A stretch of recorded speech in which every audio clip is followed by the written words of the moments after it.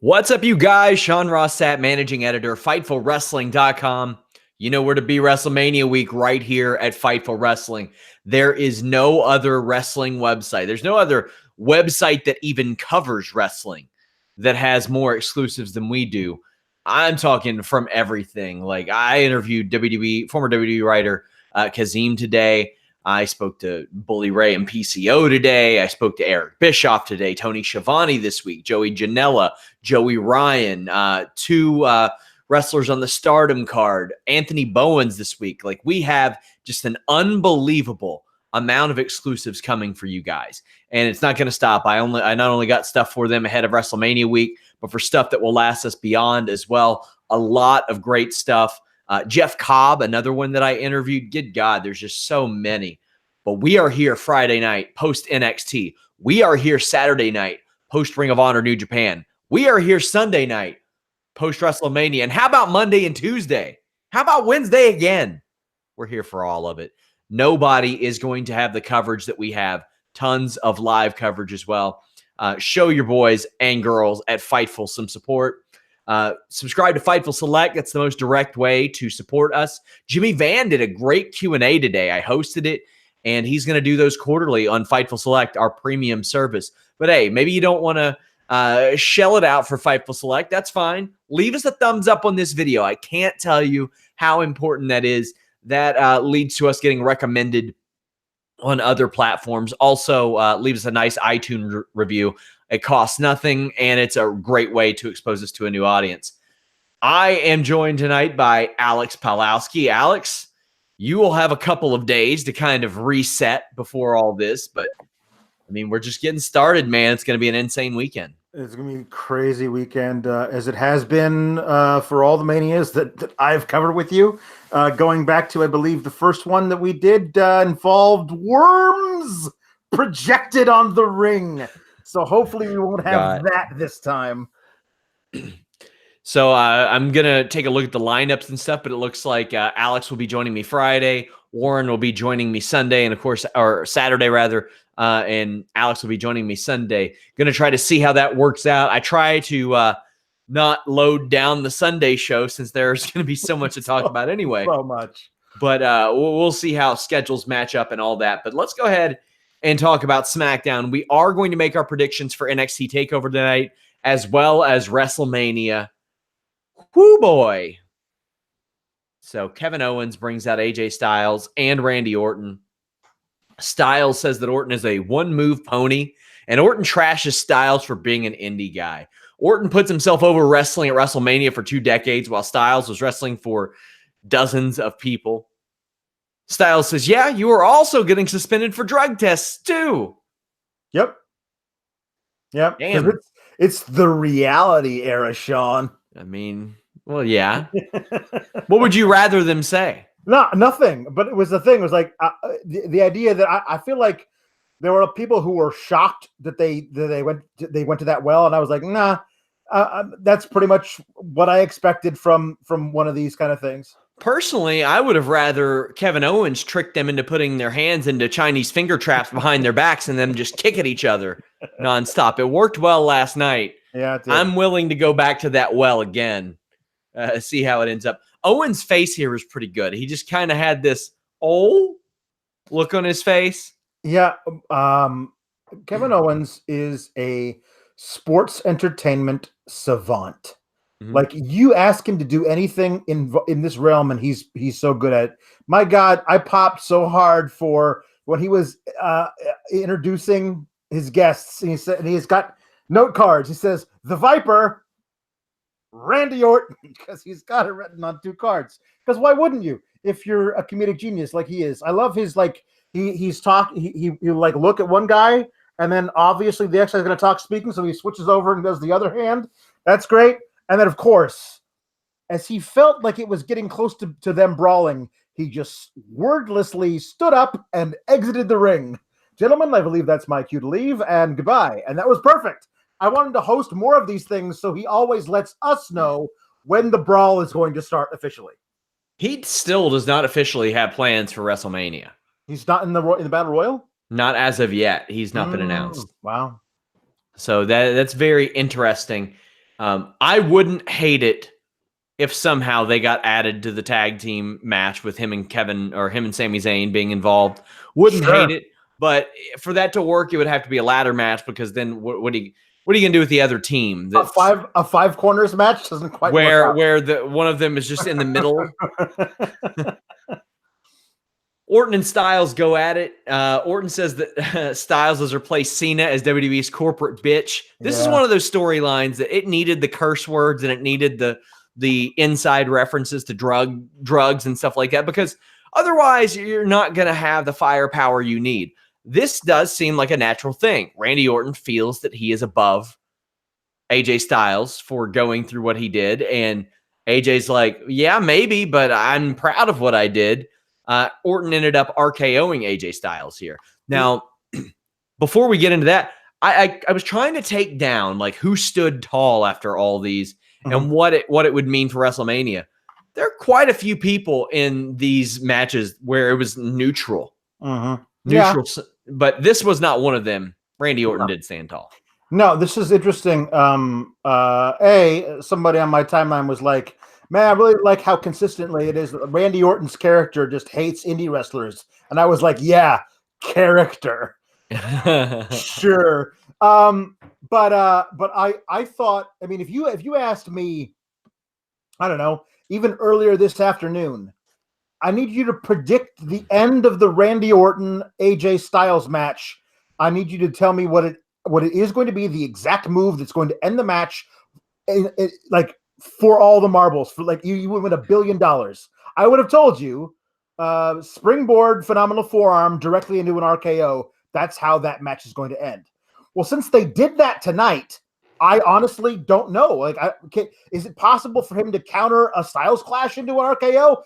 And I'm sure they'll figure out a way to figure out how to do that. Yeah, I wouldn't count on it. No, I'm kidding. I'm kidding. But like, I don't. But I don't know what the alternative is. The other alternative is that AJ Styles actually beats Randy Orton. The Usos, Ricochet and Aleister Black, defeated Rusev, Shinsuke Nakamura in the bar. Ricochet and Cesaro are not really on the same page, but they're so good that you can't tell. Right. Like, which is amazing. This match is really a bunch of Haas battle attacks, no matter who's in there. It's true. It's like, it doesn't matter if it's one of the Usos or Aleister Black. They're just like, let's beat the tar out of each other. And it worked. It was just a fine match. The heels controlled the duration of it. Jimmy got the hot tag and had a really nice series with Rusev, I thought. The back and forth there. The highlight of the strikes being traded towards the end was Ricochet being caught up with a pop-up European uppercut because he got some air. A nice double super kick pins Rusev. What did you think of the body of the match? This is, if it got a couple more minutes, this is a real Haas battle between guys that not necessarily are in that Haas division. Yeah, no, these are four really great tag teams right now on SmackDown. I mean, and the fact that Shinsuke and Rusev have merged really well into this tag team is kind of great. The fact that also Aleister Black and Ricochet weren't tag team partners 6 weeks ago. That's also really great. But I think that this is we're going to talk about how, you know, this match, you know, we're going to see this again in some kind of form. But yeah, I really loved everything. And if they wind up at Mania or possibly on the pre-show, giving them just like 10, 11 minutes as a sprint, this is going to be a lot of fun to watch. Shane Haas in the super chat says, can we get a Warren is Fightful shirt? I think Raw is Warren makes more sense. that does make sense. Or the Warren Zone. Yeah. Like that's too easy to not do. That's true. But yeah, if you guys want to get your question answered here, submit a super chat, or you can subscribe to FightfulSelect.com. Every other week I'm doing Q&As, including this week. I'm going to do one next week too, though. Alexa Bliss shows up. She is the 20th WWE superstar to cross brands over the last month and a half. Yeah, I mean, whatever. Like, I will be ultimately fine with all of this if next October they don't start in again with it's one night a year where the superstars of Raw and the superstars of SmackDown come head to head in in-ring competition. If they forego that for the rest of time, I'll be fine with all of this. But if they start trying to sell me that line again, my head's going to explode.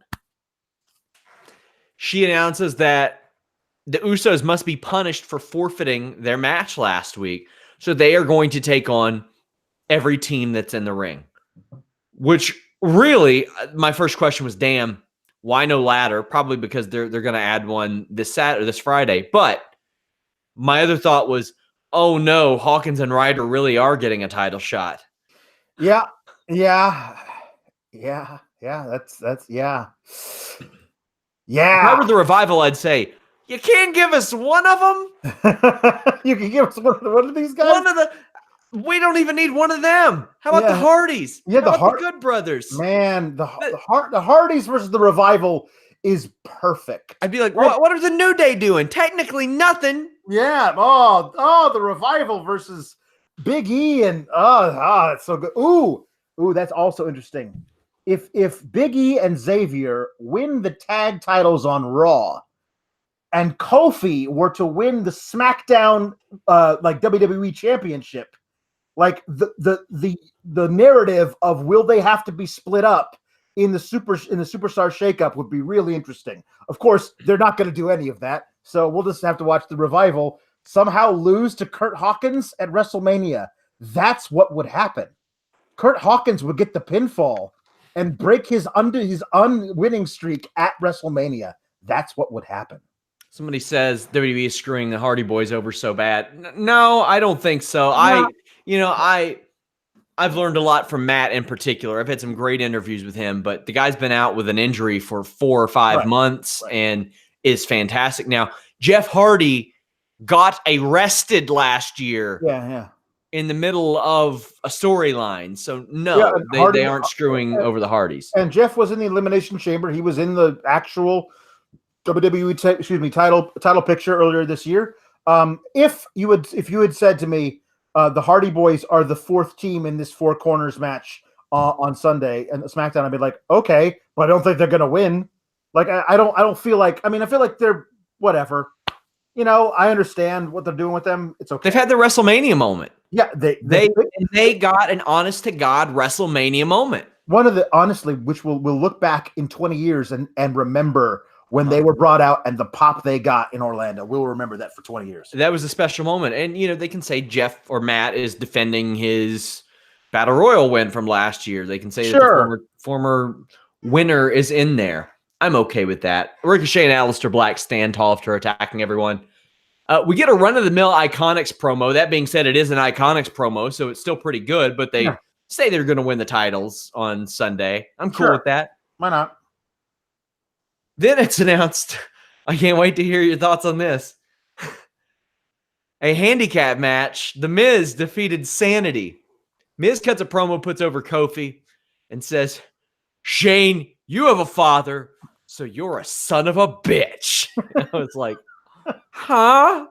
I don't know, man. Isn't that supposed to be like your mother? That's the thing. Like, yeah, I don't know how that works. But the other thing with this is that, I don't know. That's fine. Weird. Shane makes Greg Hamilton announce him. Greg is a great announcer, by the way. He is. Miz is valiantly fighting back. I forgot how poorly Sanity's entrance is shot in main roster WWE. Yeah.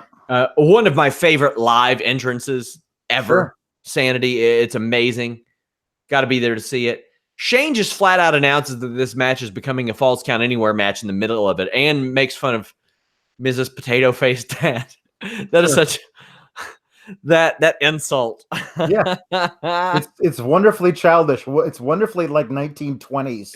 Yeah, it really is. It's a nice way of putting it. You and your potato face dad can get the heck out of my store. That's what it sounds like to me. Miz back suplexes Wolf through a table, but Eric Young breaks up the pin. I love that this is going into the backstage area. Yeah. This felt very WrestleMania 17-ish with Raven and Kane and Big Show and all that. I loved that. We need more of this. They're outside in the rain even. And Miz runs his knee like WWE 2K16 style into Eric Young's head up against something and then rams a crate into it and gets the win. The good is, it was interesting to see this backstage. I like that. The bad is, Sanity got beat by one guy, and I ain't with that. I don't care how long they've been off TV. I know Miz is a former WrestleMania main eventer, a former WWE champion. He is playing this role really good, but man, 3-on-1 in a no DQ match. It is real hard for me to get behind this, and I let a lot of stuff go. Yeah. Okay. If you wanted to tell me who the faction should be that is the toady henchman of the corporate, son of the boss, yeah, the anarchists aren't it. I wouldn't go with them. They seem to be kind of like against whatever the man thinks is okay. They're against that. They're anti-establishment. But as I was talking with somebody on Twitter, he brought up a good point. All you need is 20 seconds to show that Shane said, if you guys beat the Miz, I'll add you to the tag title match on Sunday. Especially if we're going to have them lose anyway. That at least gives them motivation to go out there and fight for Shane. Why the hell would they care about that? I guess the idea is maybe he can get us on TV more, but I don't want these guys to want that. I want them to want to bring down society. That was their whole thing in NXT. Now, and you also can't tell me that if these guys had been utilized even close to proper over the past year or whatever, how long have they been up, that they wouldn't be on the level of, say, a Rusev and Shinsuke Nakamura and an alternative to be in this SmackDown tag title picture, at least 4 of them. So this is weird, man.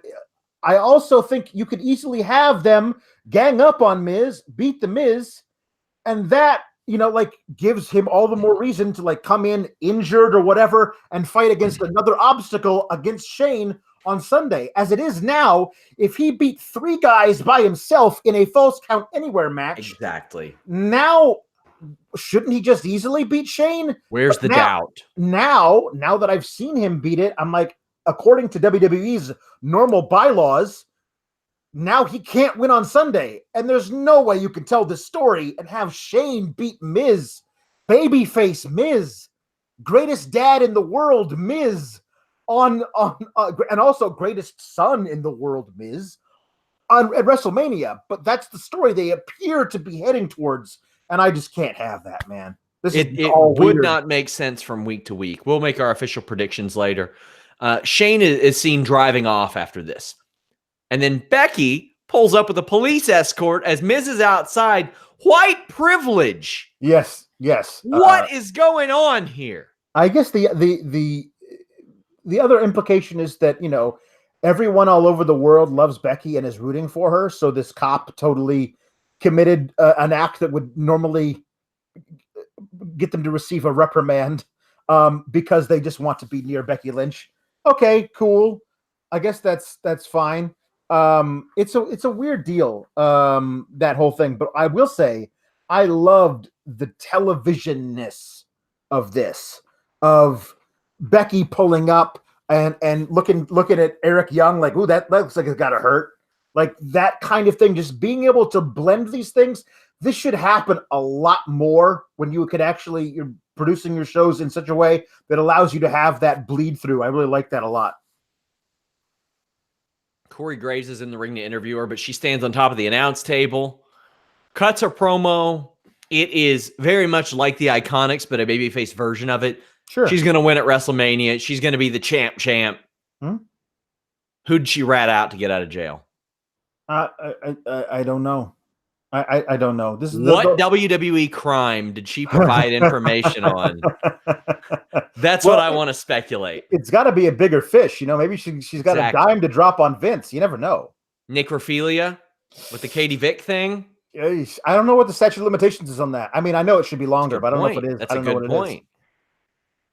I'm very interested to learn this. Hit us up in the comments section.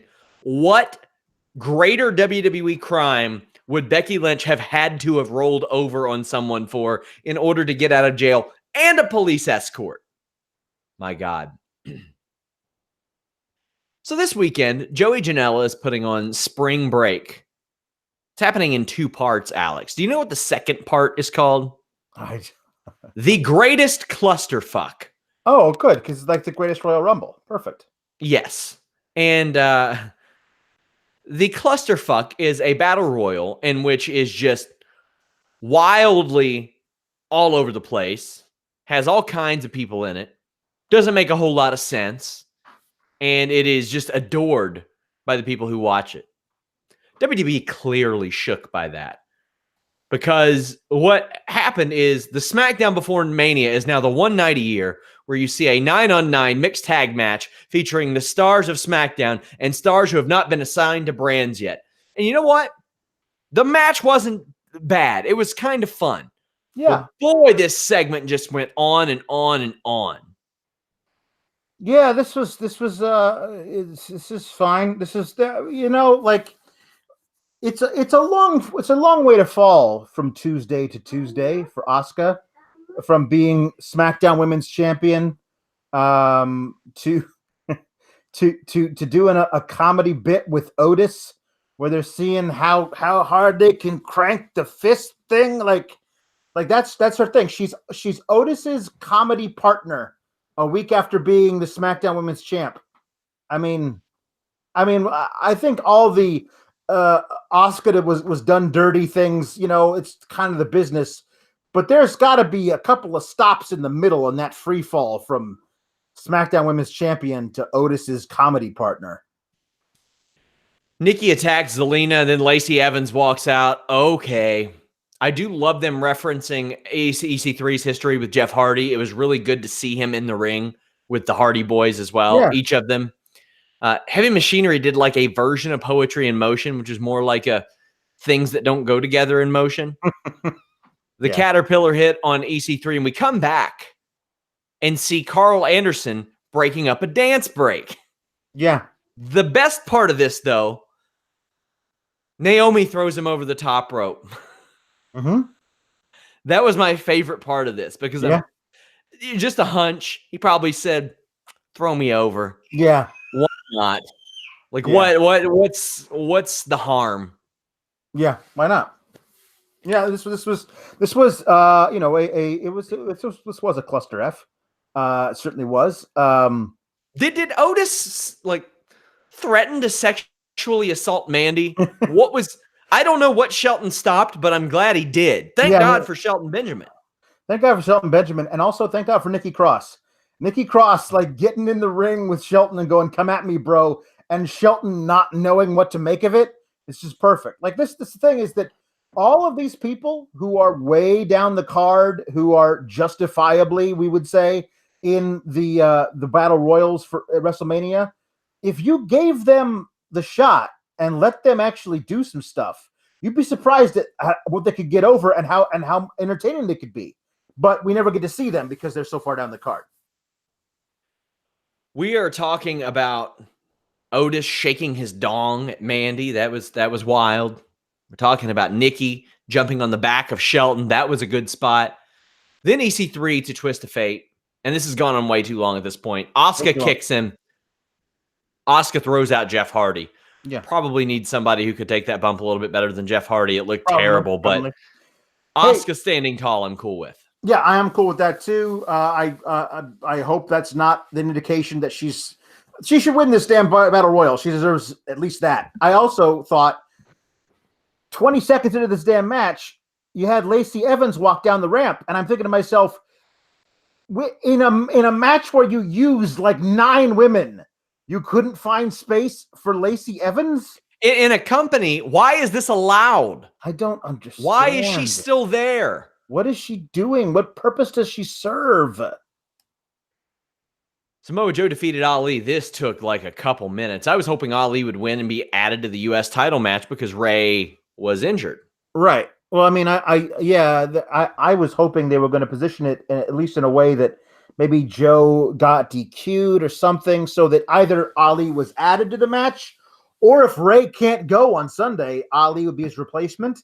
But I don't know how you go to Ali after he lost clean to Joe on Tuesday. It's a weird spot. So somebody was suggesting maybe that's where they would use Kevin Owens.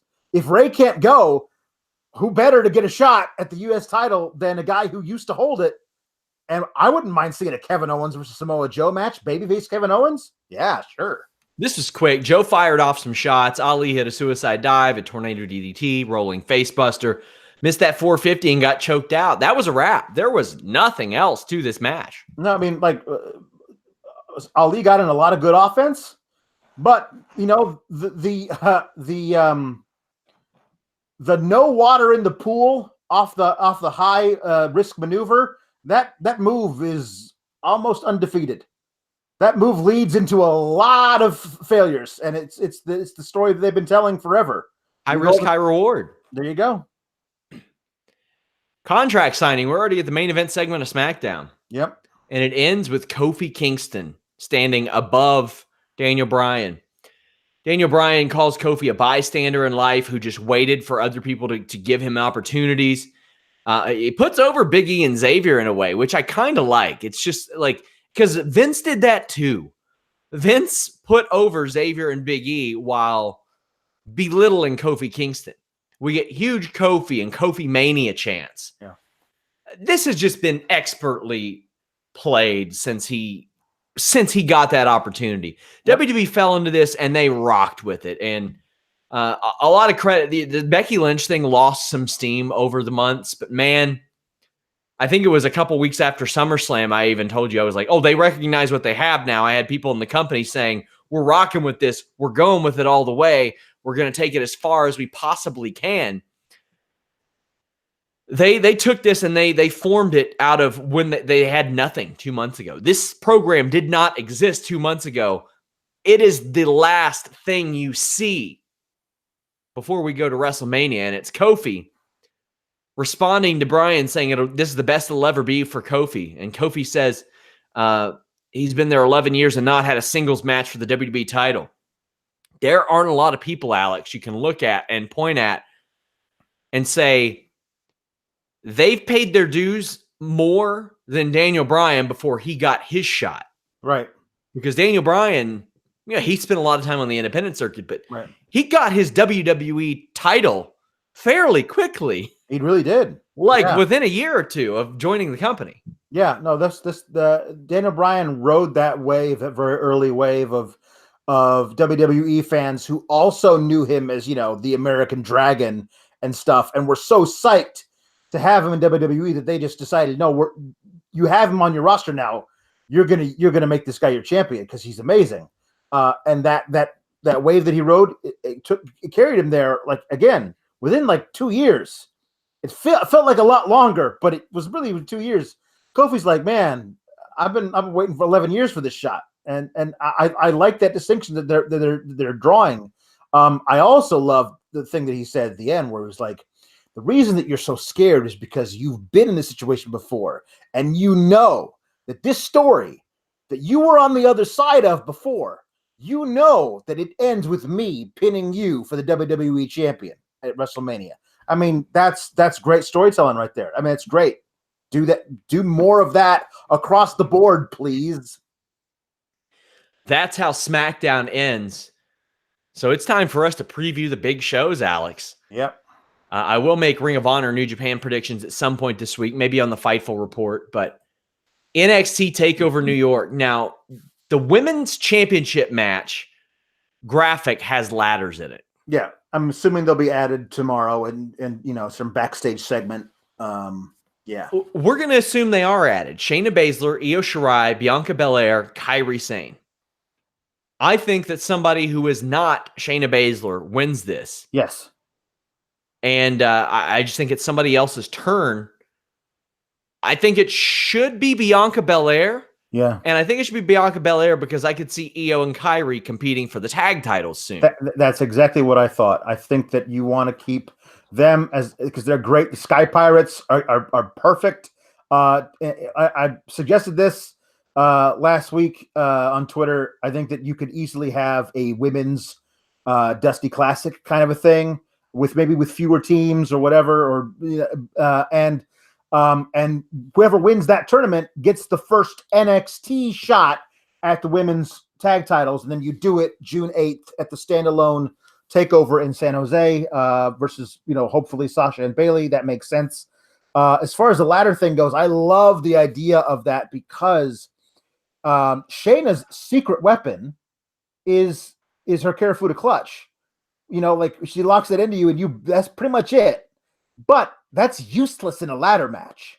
So now she's got to completely alter the way she does. If she's got somebody to Karafuda clutch, there are two others out there who can climb that ladder and steal the titles. Like that's a really cool way of like neutralizing her secret weapon.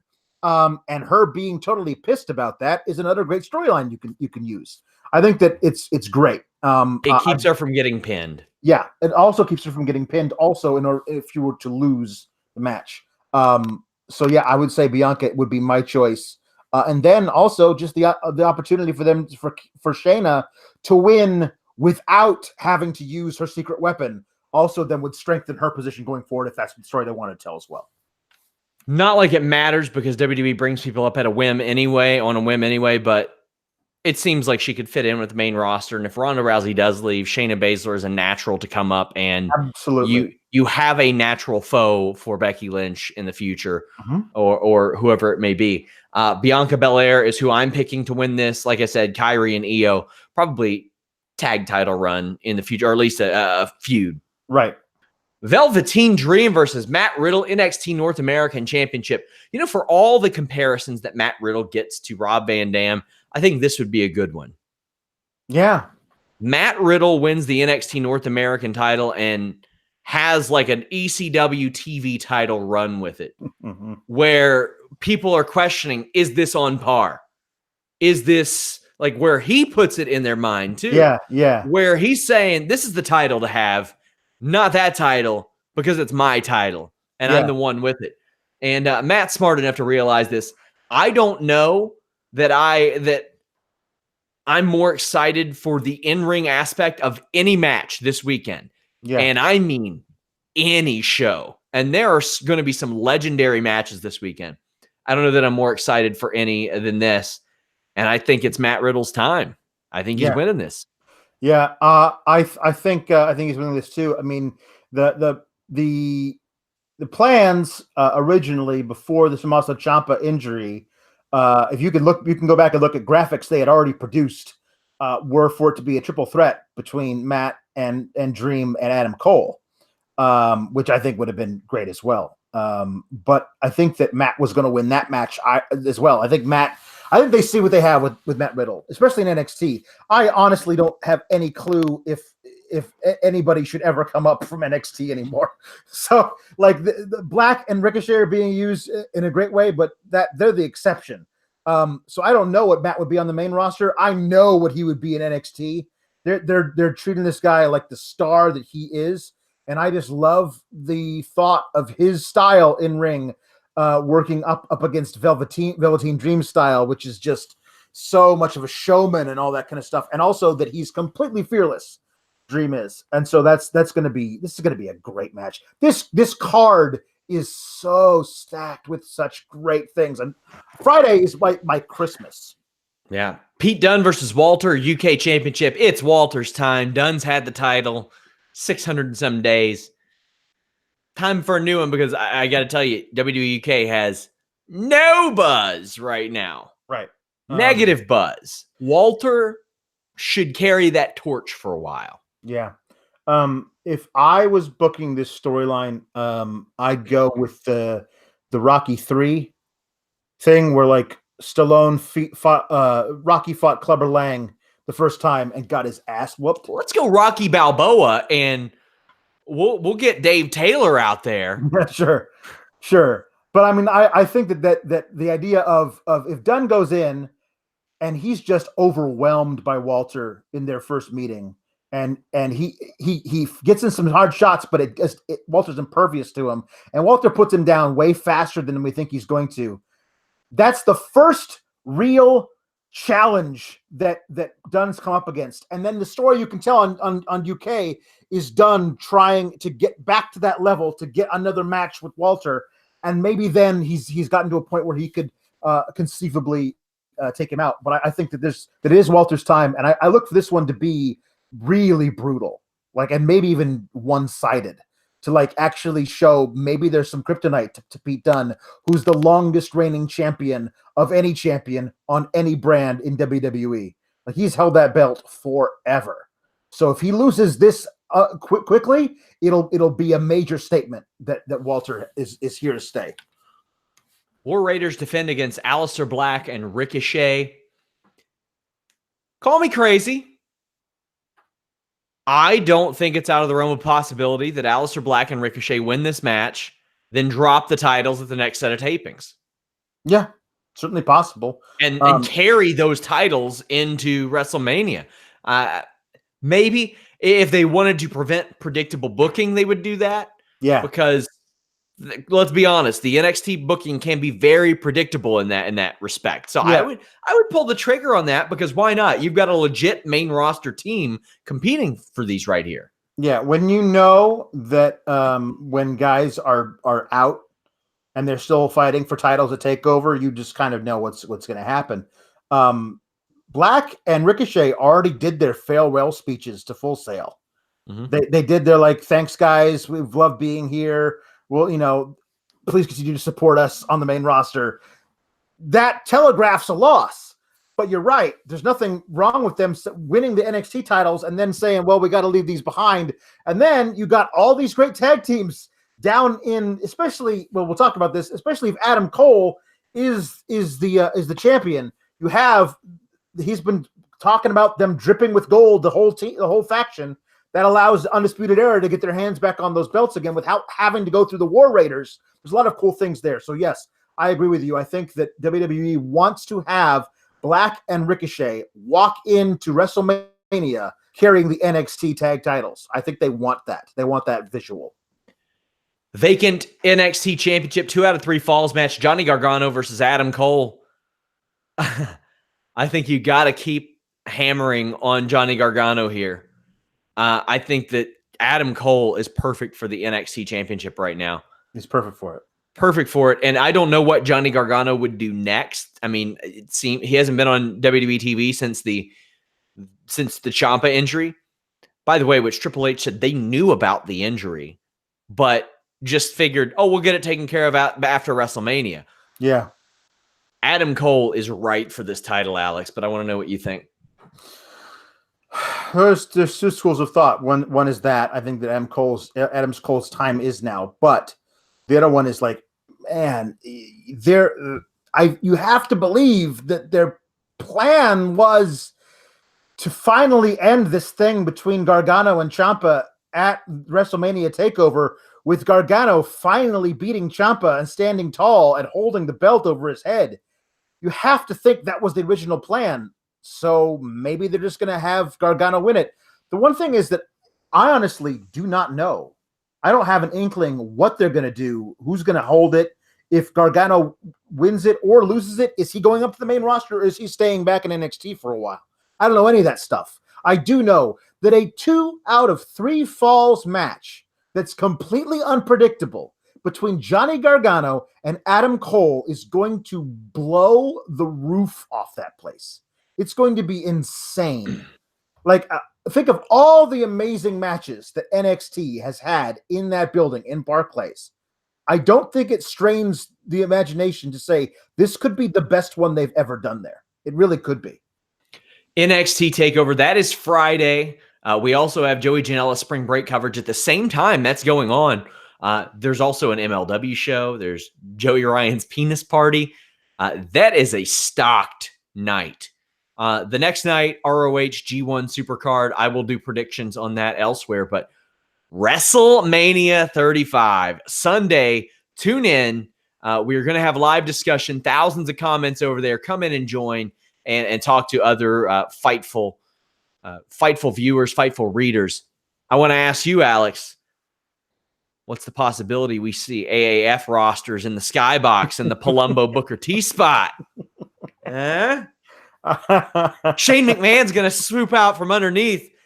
The contract reads McMahon, but Shane McMahon has bought the AAF. Ric Flair and Sting are out there tackling each other at a beach. Young people will have no idea what I'm talking about. I know.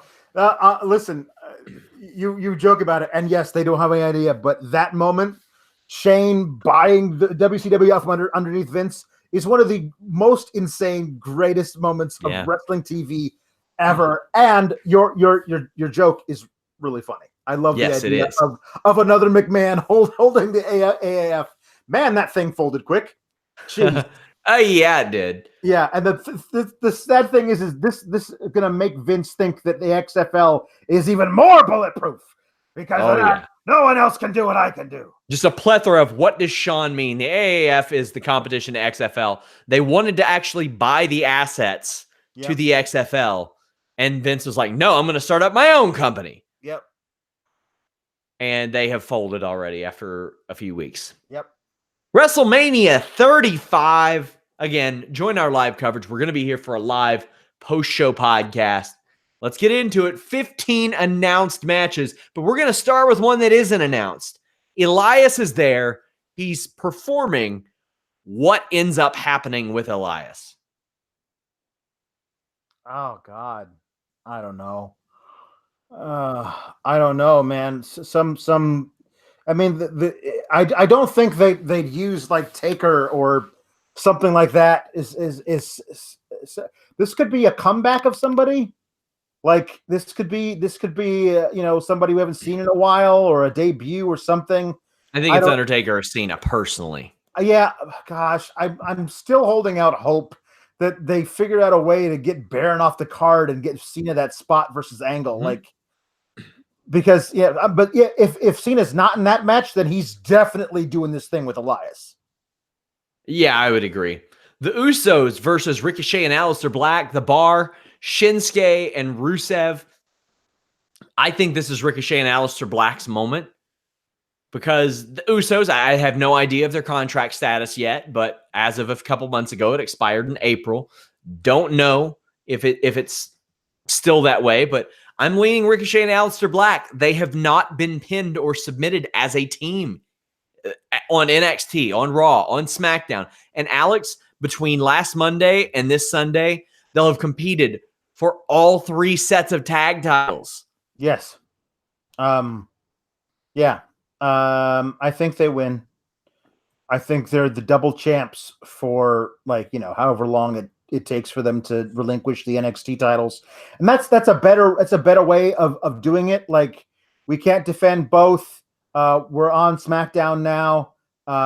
We're going to give up these titles. And like I said, that opens up the door for a lot of great stuff in NXT. I think that is something they want to do. The thought was when they got brought up that Vince wanted to make them stars as soon as possible to get more stars on his TV shows. And I think this is a great way of doing it. Having them take this, be the NXT champs walking in and walk out double champs. I think that's a great way of doing it. WrestleMania Women's Battle Royal. It should be Asuka. It should be. Or someone that they want to launch like a Lacey Evans. Yeah, I think Lacey Evans is the most obvious bet. I think it should be Asuka as well. And her winning it, even since there are no, automatic rematches, her winning the Battle Royal allows her to have that as a card in her pocket to be why she deserves a shot at whatever championship whatever show she's on after the Superstar shakeup. I've got it down to Asuka or Lacey Evans there. Yeah. The Boston Hug Connection, the Divas of Doom, Nia Jackson, Tamina, and the Iconics. Fatal 4-way match for the WWE Tag Team Championships. I think the smart money would be on Bayley and Sasha Banks. The Iconics in the ring. No. Nia Jackson, Tamina in the ring. Divas of Doom. Wouldn't hate it. Yeah, I wouldn't be surprised to see Divas of Doom take it and lose it back to Bayley and Sasha before this NXT thing, because that's not until June. So I believe that the first time that these tag titles are defended in NXT against NXT competition, the people who will be holding them and defending them are going to be Sasha and Bayley. but that doesn't mean they have to be undefeated and only have one reign with the titles between now and then.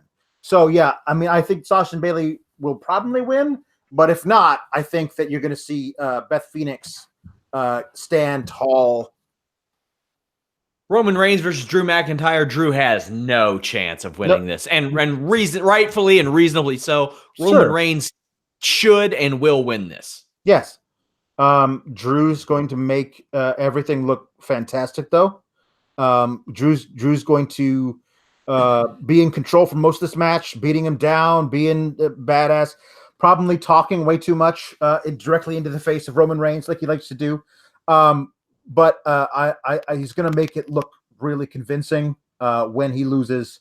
And I think that this is, we always talk about, wins and losses do matter, but I think that to be in the spot of the guy who loses to Roman Reigns returning from cancer at WrestleMania, I think is fine, especially because I think that I really believe that they have to know what they have with Drew, and he is a future multi-time champion over the next couple of years in WWE. Samoa Joe versus Rey Mysterio. If Mysterio actually competes in this match, I'm going with him. Yeah. He deserves it because, my God, he has been an MVP of SmackDown over the last 6-7 months. The run in the ring that he's been on, except for this week's Baron Corbin match, has been incredible. Rey Mysterio has been nothing short of special. I see him picking up that win.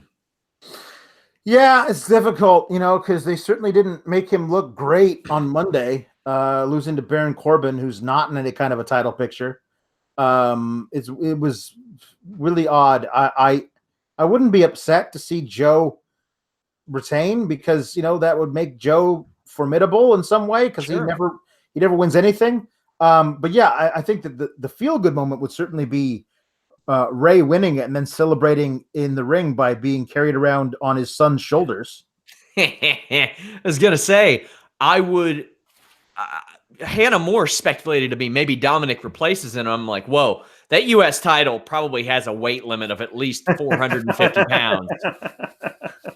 Dominic can't compete for that title. Can't do it. Also, Ray has never had the U.S. title. Wow. Not in WCW or WWE, which is kind of wild to think because he was on SmackDown for so long. Yeah, no, he's got in that case. I think he's got to win it. I mean, it's perfect because he's been around for so long. Last title, it completes the set. Got to do it. AJ Styles versus Randy Orton. I think AJ is taking this one. Vince McMahon is in love with AJ Styles, and he should be. And AJ just signed that new deal. Yes, yeah, I think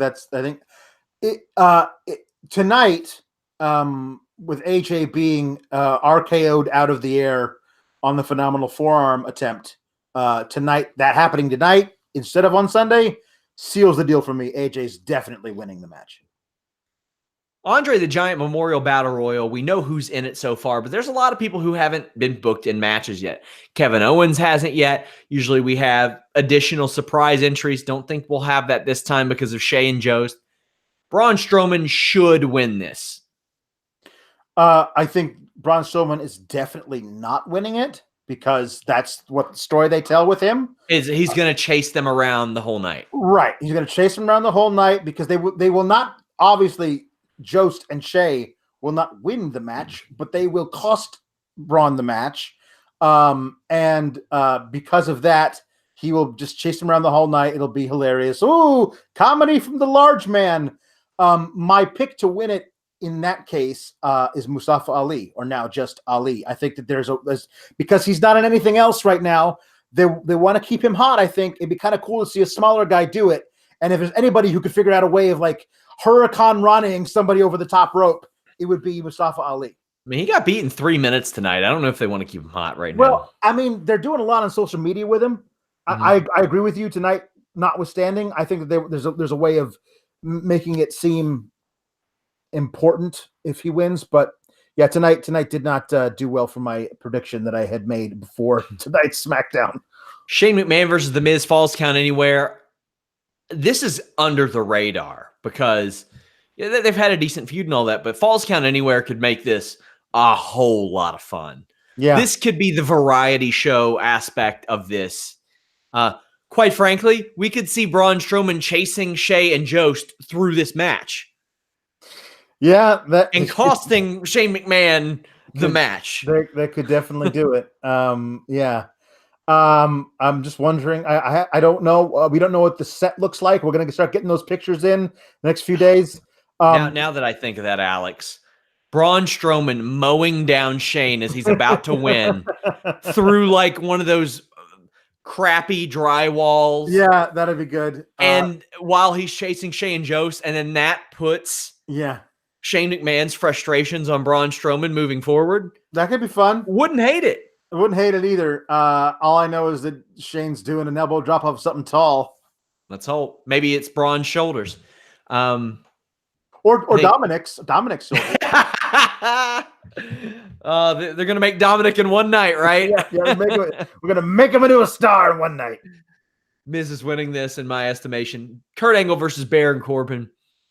I think this is a squash match either way. Either Baron just mows down Kurt Angle, or Kurt Angle mows down Baron Corbin, and then we see somebody else.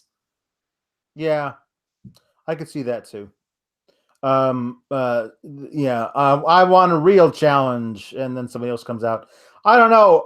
It's weird. This whole thing's been weird since they announced that Baron Corbin was going to be the partner for it. Like, are they going to do the thing where like Angle does the job on the way out to put over the younger talent? And if so, why is that younger talent Baron Corbin? There's so many other people they could have used instead. The triumphant return of Jason Jordan to avenge his father's ugly loss? No, probably not. I don't know. I hope it's not Baron Corbin. Let's not add to this thing with him. Triple H versus Batista. No holds barred. If Triple H loses, he must retire from in-ring competition. I mean, was it Batista? Did they say career versus career, or just that Triple H would have to retire? I thought it was career versus career, but I guess it is. It's explicitly just Triple H. Then I guess if Dave Batista were to lose, then he could just come back on Monday and have another match because, it was Batista. But, okay. Explain to me the difference between no holds barred in a WWE style and no DQ. Like, can Batista hit Triple H with a chair, or Triple H hit? So not to spoil content plans, but actually I'm working on trying to put together a video series with a ref where they explain these types of things. Okay. I don't know. Ideally, just no wrestling holds would be barred, I would think. What wrestling holds are Triple H? Pile driver. Oh, okay. Pile driver's been banned. So, but listen, the Canadian Destroyer was banned, but now that's not banned anymore. So maybe we'll get to see old Trips land a Canadian Destroyer on the Animal. You never know. I mean, no holds are barred now. Buddy Murphy, Tony Nese, Cruiserweight Championship. I think Nese is going to walk away victorious. Yeah, I have an embarrassing little secret. Haven't been watching any 205 Live. What? I know. I was the 205 Live guy. And I realized after Mustafa Ali moved up to the main roster that I was really watching 205 Live for Mustafa Ali. And Buddy Murphy stuff, but Buddy Murphy's not having matches. Like, he's not having matches on the regular TV, so I'm not missing any Buddy Murphy stuff. So it was a shock to me that Tony Nese came out of the little tournament as the challenger to Buddy Murphy. Why is it got to be a little tournament? Because they're 205 pounds? No, I mean, it's not a little tournament. I guess it's a regular tournament. Had some good people in there. Former WWE interim champion Brian Kendrick was in that. Yes, he was. And former Cruiserweight champion Cedric Alexander, former Cruiserweight champion Tozawa in that. Yes, I saw that. And former also U.S. champion Kalisto. Why's he got to be little? And new 205 Live member Oni Lorcan. Yeah. Which is interesting to me. Honestly, if it was an Oni Lorcan versus Buddy Murphy match, I'd be way more into that than Tony Nese versus Buddy Murphy. But hey, you know what? Shock me. But Tony Nese, shock me, shock the world. Do something. I'm willing to give you the benefit of the doubt. But I love Buddy Murphy. And I just hope you stop body shaming these people. I should. You're right. Joe Holbert has a fantastic column on Tony Nese. Oh, by the way, he has a fantastic column on Ronda Rousey, a fantastic column on Kofi Kingston, the Boston Hug Connection, any number of stars on this show. Joe Holbert has done like 10 profiles, or will by the time WrestleMania rolls around. Becky Lynch as well. Go check those out, guys. Then we have the 3 main events, so to speak. Brock Lesnar versus Seth Rollins. It could be a feel-good show. But man, do you expect that, Sean? No, I expect Brock Lesnar to win this match. Yeah, Brock Lesnar's winning this match. That sucks. It sucks. Because Seth's the only guy who really knows, like, he's right there, man. He's there and he's ready, he's poised to have this moment. And I believe that had Roman not come back when he did, that Seth might still have this moment. But if Roman is a viable alternative to take the belt off of Brock Lesnar anytime between now and SummerSlam, then Seth's certainly not taking the belt off of Brock Lesnar. Are you kidding me? That's insane. There's a horrible little corner of my mind that keeps going back to the thing we talked about last night of Hogan coming out after Hart lost to Yokozuna. If something like that were to happen, but it wouldn't, since Roman's already will have had a grueling match with Drew. He's not coming out and pulling a "you me right now" to Brock. What I think should happen, Seth Rollins should win this match. He should. And then tomorrow night he should say, "Roman, get out here. You never lost this title." Yeah. And whether it's for the next pay-per-view, right, or that night on Raw and Roman even wins the title, yeah, it just shouldn't be Brock Lesnar anymore. He can't be it anymore. You can't do it. Although, sure, Brock, you can take the damn title to Saudi Arabia in May. But after that, you're done. Well, so can Seth. Seth wrestles there. Right, I know. That's true. But I think the Crown Prince really likes the giant red man. He likes Yokozuna too. Yeah, it's true. Kofi Kingston, Daniel Bryan. It's got to be Kofi's moment. It has to, doesn't it? Like it really has to. There's so much really just it's been so perfectly built up to. I mean, they're telling the right story. I mean, somebody joked with me like talking about worst case scenarios, just the idea of like this whole very subtle, and I appreciate the subtlety of it, of Big E's promo he did on social media, where like people like us don't get to be in spots like this, and being very subtle about it, much more subtle than the Booker T and Triple H storyline. But like the worst case scenario is like Daniel Bryan hitting the running knee and then taking 30 seconds to crawl over to Kofi and pinning him anyway. Like this, they really just rip our hearts out. Like, I mean, listen, Vince loves being a sadist at times with his booking. I just don't think this is the match in which he's going to do it. I mean, he recognized off of 1 week that Kofi Kingston was the right guy for WrestleMania. Yeah, right. For all the trash we give Vince McMahon sometimes, he read that room. Right guy to go to WrestleMania and right guy to walk out of WrestleMania with the belt can be two very different things, according to Vince McMahon. Ronda Rousey, Charlotte Flair, Becky Lynch. Winner take all, but the Raw and SmackDown Women's Championships. Anything's possible, and they left it very open-ended. Yeah. Ideally, Becky Lynch is the biggest star full-time in the company until Roman's back full speed ahead. And that's been a subject that's been talked about a lot lately about Becky Lynch. I mean, I was told by somebody, a WWE employee, she's been the top merch seller since Roman Reigns has left. Mm-hmm. He's probably going to take that back over. But it really is whoever WWE pushes hardest. That's almost always who it is. That's how their machine works. And Becky Lynch has been the most pushed person on that show. I think she's winning it. I really hope so.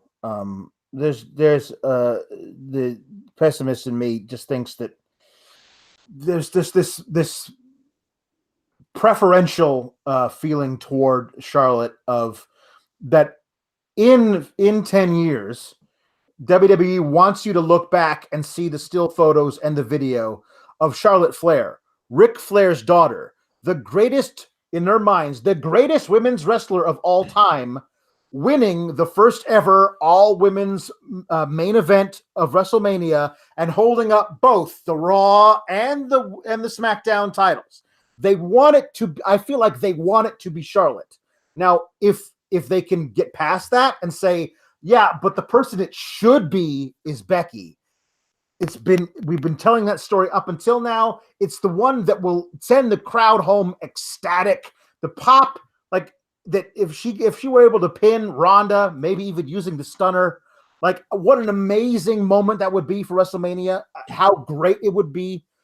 I don't think she's using the stunner though. Kevin Owens is using that. Is he? I mean, yeah.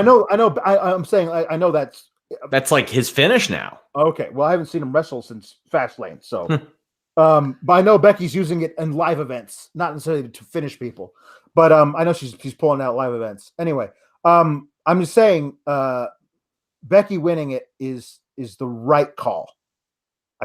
I never trust Vince to consistently make the right call, but in this case, I think he will.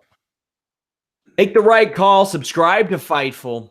Tap that bell for the notifications. We have some trouble getting that up there, but Fightful Select, our subscription service, our premium service rather, has a ton of stuff this week. But this week, we're giving you a preview of that for free. Mr. Warren Hayes' NXT 205 Live UK review is going to be a free preview. Make sure you guys check it out Wednesday night, but we are here Wednesday afternoon with the List and Your Boy as well. We are moving to 6 p.m. Eastern on Wednesdays, starting after WrestleMania. So make sure you mark your calendars. Leave a thumbs up on this video. Join us after WrestleMania. Thank you, guys. Until next time, we're out.